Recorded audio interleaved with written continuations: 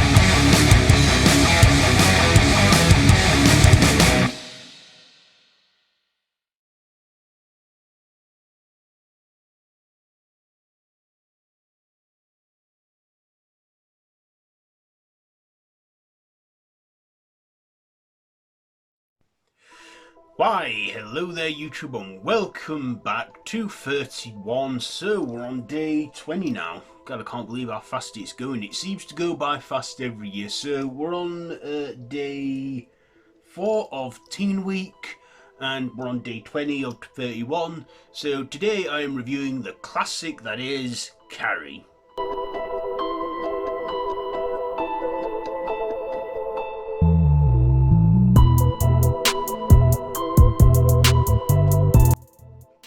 Ah yes, Carrie. So this is, of course, directed by Brian De Palma.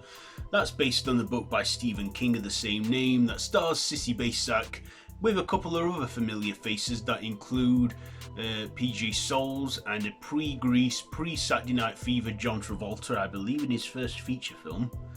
So basically the story to this is Carrie discovers on her first period in the shower at school that she has telekinetic abilities, and an extremely over-religious, abusive mother, and basically starts developing these telekinetic powers, and then is tormented relentlessly. And then, one of these students, take pity on her and get her boyfriend to take Carrie to the prom. And, well, next thing you know, she wins the prom queen, because it's rigged, only to be humiliated once again with pig's blood all down her, and that is when she just snaps and goes on a violent rampage of telekinetic kills, and then, of course, eventually, by the end of the night, meets her end, only to haunt one of the people that were nice to her in her dreams with the hand coming out of the grave. Then it's just all nightmare. Anyway, that's the story to it. So what did I like about this? Well, this was Stephen King's first movie adaptation, I believe, of anything he's wrote. And this, as well, is a classic and has a few, like I said, a couple familiar faces, including PJ Souls, who I know better as Linda from Halloween, who gets choked by the phone wire. But I like Sissy Spacek in this, playing Carrie. She did a good performance, playing a vulnerable girl that's going through puberty and can't really understand why she was bleeding, because her mother never explained to her what happens when a young woman reaches that part of her life. I liked the character of her mother. I can't remember the actress's name now, but she was good in this too, playing an evil, vicious, Christian mad woman who always abused Carrie as well. So even when she was at home, she never got away from the constant bullying and was bullied at school. And yeah, basically, in the end, she snaps, and I can honestly not blame her for her actions. She has every reason to do what she does in that film with her telekinesis and, her rage. I like that character, Carrie White. She's, good character. It was about 23 years or so later when they made a sequel called The Rage Carrie 2, which didn't feature Carrie at all because, well, she died at the end of the first one. But I liked our supporting characters, including John Travolta. When I watched this, I was like, hey, that's a John Travolta, that. Very young in it, very young, about 22 at the time. and was just before he got his big leading break in Saturday Night Fever and just before Grease. So I was surprised to see him in it, but he was also the boyfriend of one of the, our bullies that targeted Carrie. But there were some nice characters in there, including the gym teacher and the girl, what's her name, who tells her boyfriend to take her to the prom. They actually do show some niceness to her. I also like the whole bit when she just flips and then closes the doors and we hear that music. That, I believe, was actually from the Psycho soundtrack, which they used like that one violin. You know what I mean? For.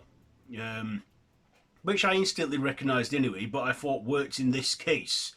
Especially the effects for the telekinetic abilities she does in this film. Very practical, because of course this was before the digital age.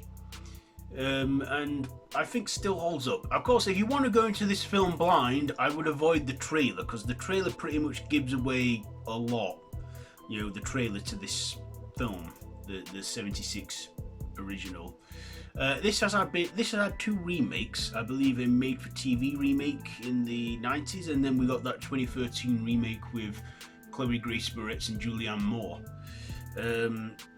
But I don't think anything holds up to this original one that I'm doing here. So, Carrie, it's a good one, and I enjoy it. And I honestly, when she's like getting her revenge, she's giving her bullies what's coming to them, their comeuppance.